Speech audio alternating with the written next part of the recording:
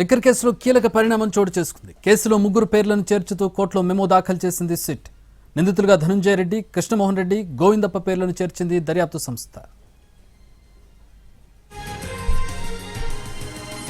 AP liquor scam కేసులో ఇప్పటికే ముందస్తు బెయిల్ కోసం కృష్ణమోహన్ రెడ్డి, ధనుంజయ రెడ్డి, బాలాజీ, గోవిందప్పలు సుప్రీంకోర్టును ఆశ్రయించారు.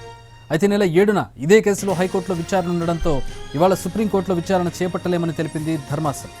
ఏదైనా ఉంటే నెల 8 తర్వాతే విచారణ జరుపుతామని స్పష్టం చేసింది.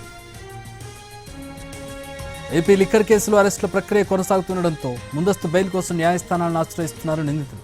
ఇప్పటికే కృష్ణమోహన్, ధనుంజయ్, బాలాజీలు ముందస్తు బెయిల్ కోసం హైకోర్టును ఆశ్రయించగా మధ్యంతర ఉత్తర్వులు ఇవ్వలేమంటూ విచారణకు ఈ నెల 7కు వాయిదా వేసింది ఏపీ హైకోర్టు. దీంతో సుప్రీంకోర్టును ఆశ్రయించారు ముగ్గురు నిందితులు. అయితే కేసు విచారణ ఇంకా హైకోర్టులో ఉండడంతో తాము విచారణ చేయలేమని తెలిపింది సుప్రీంకోర్టు.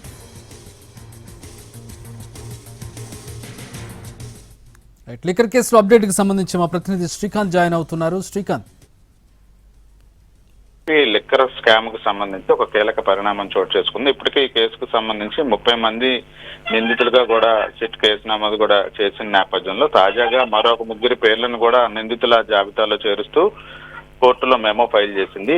31గా ధనుంజయ రెడ్డి, 32గా కృష్ణమోహన్ రెడ్డి, 33గా గోవిందప్ప, బాలాజీల ముగ్గురు పేర్లను కూడా యాడ్ చేస్తూ కూడా మెమో ఫైల్ చేసినట్టుకైతే మనకి తెలుస్తోంది. ఇప్పటికే ఈ కేసుకు సంబంధించి వీళ్ళ ముగ్గురు కూడా ముందస్తు బెయిల్ ఇవ్వాలని ఏపీ హైకోర్టులో పిటిషన్ దాఖలు చేశారు. అయితే ఎటువంటి ప్రొటెక్షన్ కూడా ఇవ్వకుండా వచ్చే వారానికి వాయిదా వేస్తూ గతంలో ఆదేశాలు న్యాయస్థానం ఇచ్చింది. దీనికి సంబంధించిన పిటిషన్ రేపు హైకోర్టులో విచారణకి రాబోతుంది. హైకోర్టులో ఎటువంటి మధ్యంతర ఉత్తర్వులు రాకపోవడంతో సుప్రీంకోర్టును ముగ్గురు కూడా ఆశ్రయించారు. ఆ సుప్రీంకోర్టులో కూడా ఎటువంటి ఊరట కూడా దక్కలేదు. హైకోర్టు విచారణ తర్వాతే దీని మీద విచారణ చేపడతామని సుప్రీంకోర్టు కూడా చెప్పిన నేపథ్యంలో తాజాగా వీళ్ళ ముగ్గురి పేర్లను న్యాయస్థానంలో మెమో రూపంలో నిందితులుగా జాయిన్ చేస్తూ అయితే చిట్ అయితే మెమో దాఖలు చేసింది. ఇటీవలే ఈ కేసుకు సంబంధించి కేసిరెడ్డి రాజశేఖర్ రెడ్డికి సంబంధించి పిఏగా పనిచేసినటువంటి పైలా దిలీప్ని A30గా పోలీసులు అరెస్ట్ చేశారు. A30గా కూడా నిందితుల జాబితాలో